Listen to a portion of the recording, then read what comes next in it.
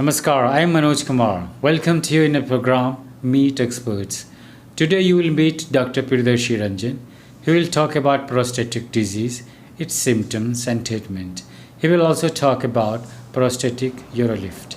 So without spending so much time, let's meet Dr. Ranjan. हम लोग ने एक प्रोस्टेट के इलाज के लिए नई टेक्निक आई है जिसको कि यूरोलिफ्ट कहते हैं, इसके लिए रखी है। यूरोलिफ्ट एक ऐसी इलाज की प्रक्रिया है बीपीएच या प्रोस्टेट ग्लैंड की जिसमें कि पेशेंट्स को तुरंत सेफ और इफेक्टिव रिलीफ मिल जाता है, सेम डे डिस्चार्ज हो जाता है, हॉस्पिटलाइजेशन की ज़रूरत नहीं होती, किसी प्रकार के एनेस्थीसिया की ज़रूरत नहीं होती। और तो इसमें सेक्सुअल डिसफंक्शन काफ़ी कॉमन होता है, जबकि अगर हम ये वाला प्रोसीजर करते हैं यूरोलिफ्ट तो इसमें सेक्सुअलिटी पेशेंट की बिल्कुल प्रिजर्व रहती है, कोई ब्लड लॉस नहीं होता, किसी एनेस्थीसिया की ज़रूरत नहीं होती और बहुत इमीडिएट रिलीफ हो जाता है। प्रोस्टेट के सिम्टम्स हैं पेशाब में रुकावट होना, हेजिटेंसी होना, थोड़ा सा रुक रुक के पेशाब आना, पेशाब की धार टूटना, बार बार पेशाब करने की हाजत होना या पेशाब करके ऐसा लगना कि पेशाब ठीक से हुआ नहीं, दोबारा से पेशाब करने की इच्छा होना, रात में बार बार पेशाब करने के लिए उठना और अल्टीमेटली पेशाब रुक जाए। 40 से लेकर 80 साल तक के लोगों में, पुरुषों में काफ़ी कॉमन है। इसमें रेस्ट की ज़रूरत नहीं होती। इस ऑपरेशन की खूबसूरती यही है कि इसमें रेस्ट की ज़रूरत नहीं होती। इसका जो एक क्लिप है ये करीब 1 लाख रुपए का आता है, तो एक एवरेज मरीज में 3 से 4 क्लिप लगते हैं जिसका खर्चा करीब 4 लाख रुपए के आसपास आता है। एज रिलेटेड है, प्रोस्टेट का बढ़ना इज़ रिलेटेड टू एज।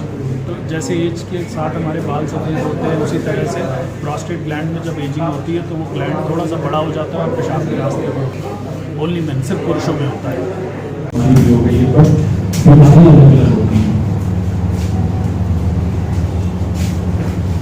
तो जैसे ये प्रोस्टेट ग्लैंड है, ऊपर पेशाब की थैली बीच वाली फोटो में अगर आप देखें तो प्रोस्टेट ग्लैंड के कवर की वजह से पेशाब की थैली में स्टोन बन गया है, किडनी खराब हो रही है या इस तरह की बड़े कॉम्प्लिकेशंस होते हैं, तो इसको हमेशा सीरियसली लेना चाहिए। उसको ये नहीं सोचना चाहिए कि एज की वजह से पेशाब रुक गया है या बाकी की जब धीरे धीरे आदमी अनइक्वली पेट की मसल से जोर लगा के पेशाब करता है जिससे कि पेशाब की थैली में प्रेशर ट्रांसमिट होता है और अल्टीमेटली वो किडनी को खराब कर देता है। तो अगर इसको इग्नोर करते हैं तो अल्टीमेटली किडनी खराब हो जाती है, किडनी फेलियर हो जाता है।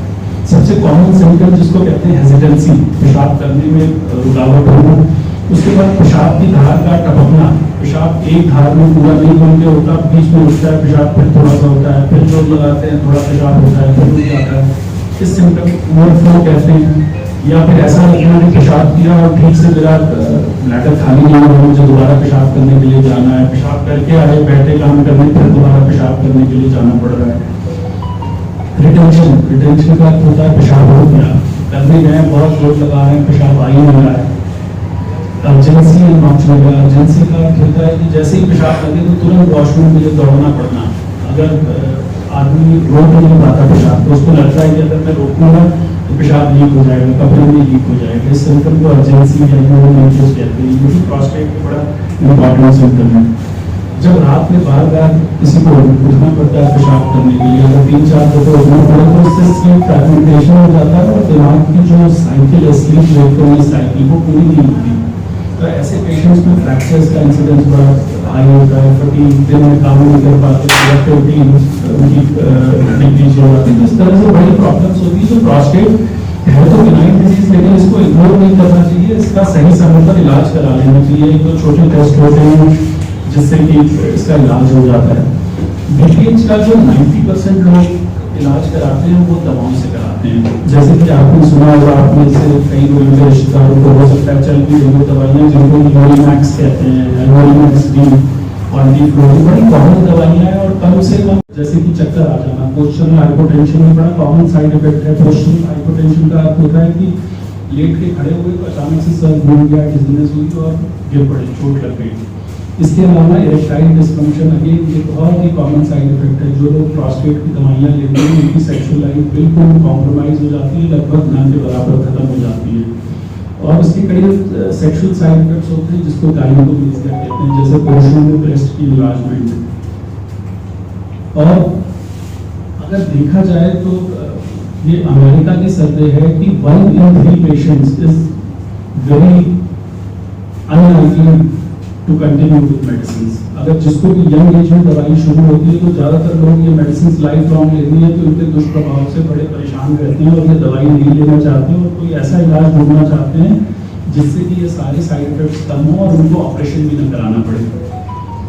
तो ऑपरेशन जो होता है प्रोस्टेट के लिए 2-3 तरह का मेजर ऑपरेशन होता है। एक तो होता है टीआरपी जो कि सदियों से चला आ रहा है और हम लोग हजारों में ऐसे ऑपरेशन कर चुके हैं और बहुत सालों से ये गोल्ड स्टैंडर्ड माना जाता रहा है। इसके अलावा लेज़र से पिछले 8-10 सालों में लेज़र काफ़ी कॉमन हुई और लेज़र से प्रोस्टेट को चला दिया जाता था और उसको हम लोग हटा देते थे। ये पद्धति काफ़ी कॉमन हुई। इसके बाद रोबोट आया, लैप्रोस्कोपी, रोबोटिक सर्जरी, इस तरह की टेक्निक्स पिछले 5-6 साल में इवॉल्व हुई। लेकिन ये किसी भी तरह की जब हम सर्जरी करते हैं प्रोस्टेट में तो इसके साइड इफेक्ट्स बहुत होते हैं, जैसे कि इनकॉन्टिनेंस का होता है कि पेशाब अपने आप लीक हो जाता है, होल्ड करने की ताकत पेशेंट्स की कम हो जाती है। इसके अलावा लेजर प्रोस्टेट में या कि जो आपकी में ब्लैडर में कॉन्ट्रैक्चर हो जाता है, पेशाब की नली सिकुड़ जाती है, ऑपरेशन के बाद भी रिलीफ नहीं मिलता, पेशेंट को दोबारा से सर्जरी करानी पड़ती है और बड़े मेजर ऑपरेशन होते हैं, इसमें एनेस्थीसिया देना पड़ता है, ब्लीडिंग होती है और भी कई तरह के कॉम्प्लिकेशंस होते हैं apart from sexual side effects. तो आज के समय में पेशेंट एक्चुअली वांट, तो पेशेंट्स को चाहिए कि दर्द ना हो, किसी भी तरह का हम सर्जिकल प्रोसीजर कराने चाहें तो हमें एक तो पहली चीज़ दर्द नहीं होना चाहिए, जितनी कम पेन किलर्स में काम चल रहा है उतना अच्छा है और शरीर में ज़्यादा चीरा नहीं लगे, टाट नहीं लगे, बहुत ज़्यादा तार फाट नहीं हो, हॉस्पिटलाइजेशन ना हो, आराम जल्दी मिल जाए। जिस बीमारी के लिए जा रहे हैं, अगर पेशाब में धार की रुकावट के लिए जा रहे हैं तो उसमें आराम मिल जाए, साइड इफेक्ट्स कम हो, सेक्सुअल फंक्शन कॉम्प्रोमाइज ना हो, पेशाब की नली जिसको कैथीटर कहते हैं वो न पड़े और एनेस्थीसिया की जरूरत न पड़े। इसलिए अब प्रोस्टेट के लिए सर्जरी के लिए एक नया ग्रुप सर्जरी का इवॉल्व हुआ जिसको प्रॉमिस कहते हैं। प्रॉमिस का अर्थ होता है प्रोस्टेट मिनिमली इन्वेसिव सर्जरी। इसमें यूरोलिफ्ट, रीजन, आईटेंड, थर्मोथेरेपी, इस तरह की कई थेरेपीज आई हैं जिसमें सबसे ज्यादा कॉमन यूरोलिफ्ट है। तो आज मैं ये यूरोलिफ्ट की थोड़ी सी मैकेनिज्म आपको दिखा रहा हूँ कि ये प्रोस्टेट को किस तरह से खोलती है और किस तरह से पेशाब का रास्ता ओपन कर देती है। एक छोटा सा वीडियो है जिसमें कि प्रोस्टेट के बारे में दिखाया गया है और यूरोलिफ्ट में हम लोग ये एक मशीन होती है stapling device, this is the device which we use. इस डिवाइस से प्रोस्टेट के अंदर जाके यहाँ पर हम लोग एक छोटा सा स्टेपल लगा देते हैं जिससे पेशाब का रास्ता खुल जाता है। इस वीडियो में एक एंडोस्कोपिकली पेशाब की नली दिखाई गई है जिसमें दोनों तरफ से ये प्रोस्टेट के लोब्स पड़े हुए हैं।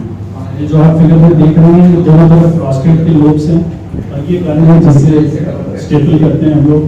प्रोस्टेट को सिर्फ एक साइड हल्का सा रिट्रैक्ट करते हैं, उसका एंगल चेक करते हैं कि रास्ता अच्छे से खुल रहा है कि नहीं, मरीज को किसी तरह के साइड इफेक्ट तो नहीं होगा। और एक पतला सा इसमें जो है मुश्किल से 5 mm का निटिनॉल का स्टेपल होता है, जो भी स्टेपल कर देते हैं तो प्रोस्टेट का रास्ता तुरंत खुल जाता है। एक नॉर्मल प्रोस्टेट ग्लैंड में जो 50-60 ग्राम तक के ग्लैंड में करीब 3 या 4 स्टेपल्स की जरूरत पड़ती है। तो जैसे ही स्टेपल लगता है इमीडिएटली एक जितना टाइम इस वीडियो में दिख रहा है स्टेपल लगाने में, इतना ही टाइम एक्चुअली सर्जरी में भी लगता है।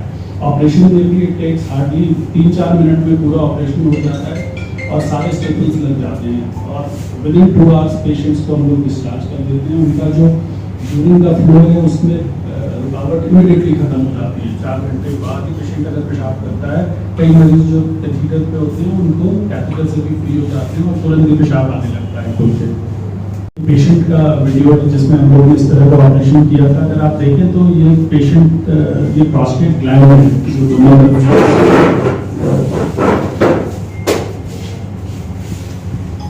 ये दोनों प्रोस्टेट के लोब्स हैं। ये पेशाब की नली का रास्ता है, ये देखो आप बीच में दो पूरी तरह से ये रास्ता बंद है। यहाँ से अंदर घुसेंगे तब हमें पेशाब की थैली दिखना शुरू होगा। अब ये हम लोग पेशाब की थैली में आ गए।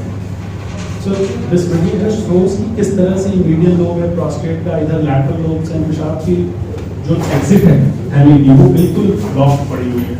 इधर से भी रास्ता है, इधर से भी रास्ता है, लेकिन जब मरीज करता है तो पेशाब के लिए रास्ता नहीं मिलता।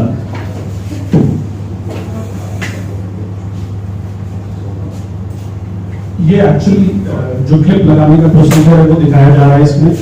ये प्रोस्टेट ग्लैंड को लैटरली जैसे रिट्रैक्ट किया एक साइड खींच के ताकि ये रास्ता बीच का खुल जाए।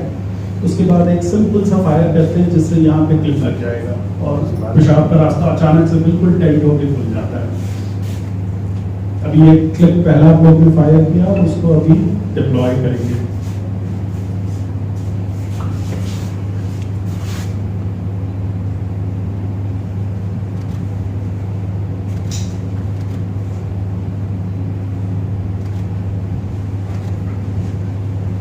ये जो इंस्ट्रूमेंट दिख रहा है ये यही गन है जिससे हम लोग इस ऑपरेशन को करते हैं।